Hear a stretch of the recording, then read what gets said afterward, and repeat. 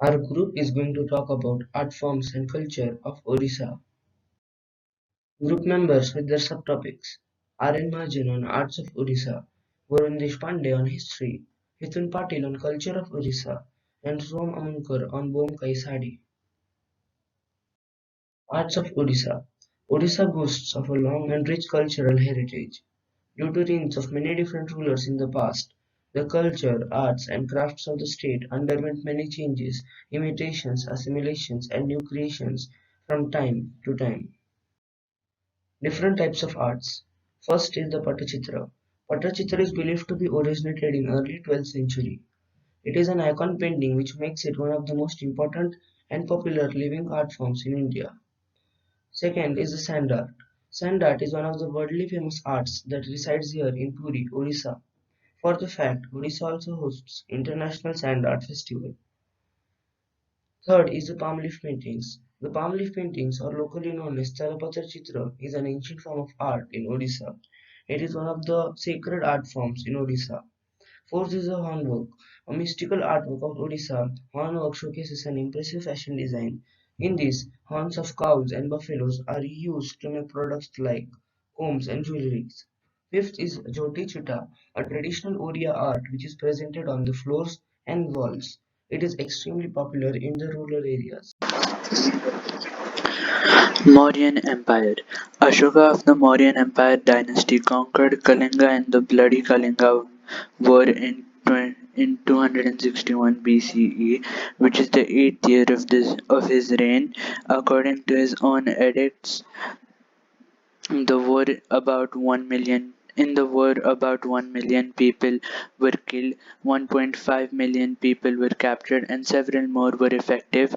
The resulting bloodshed and suffering of the war deeply affected the Ashoka. He turned into a pacifist and converted to Buddhism.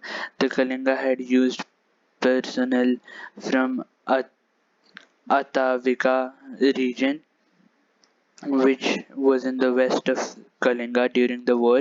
According to his edicts, Ashoka conquered the coastal region of Kalinga but didn't try to conquer the Ati- Atavika region. The Mauryans governed the Kalinga region as a province. They used Tosali as a regional capital and the judiciary center. Kumara ruled from the Tosali modern-day Dhauli, Sampa modern-day Jaugada, and two other administrative centers. Ashoka erected two edicts in the region at Jaguda and Dhauli. The Mauryan Empire was a foreign empire which took over Orissa. Orisian culture. Orisian clothing, men. They were traditionally worn with loose fitting pajama, loose fitting salwars, semi tight chunidars, or wrapped around dhotis, but are now also worn with jeans, kurtas. Gamucha is a short piece of cloth, generally saffron in color. It is a local towel of the people of Orissa. They are also available in different colors and patterns. For its low price and easy availability, it is widely accepted among the people of Orissa. A place called Korda in Korda district is famous for producing gamuchas worldwide. Normal length of a gamucha vary from 1.5 meters to 2.5 meters. Clothing of women. Sambalpuri sari is a traditional hand-woven ikat sari wherein the warp and the weft are tie-dyed before weaving. It is produced in the Bargha, Sonepur, Sambalpur and nearby districts of Orissa. These saris first became popular outside the state when the late Prime Minister Indira Gandhi started wearing them.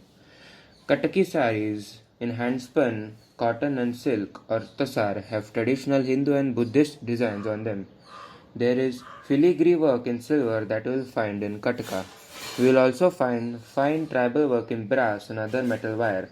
Pattachitra is a traditional painting on palm leaves of raw silk. Good morning. I will be talking about the Bomkai sari. Bomkai sari, also known as Sonpuri sari, is a handloom sari from Odisha. It is an origin of Bomkai and is primarily produced by the Bulia community of Sabarnapur district. Bomkai is one of the identified geographical indications of India.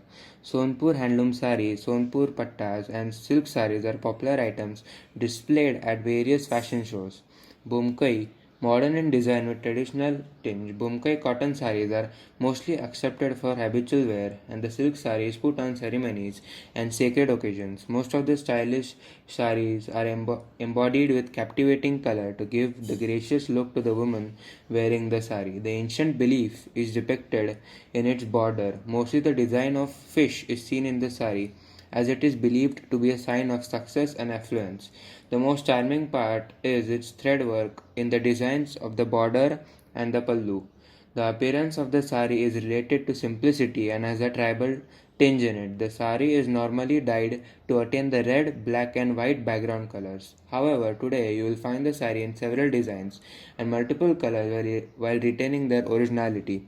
The warps are suitably woven to produce multicolored end piece.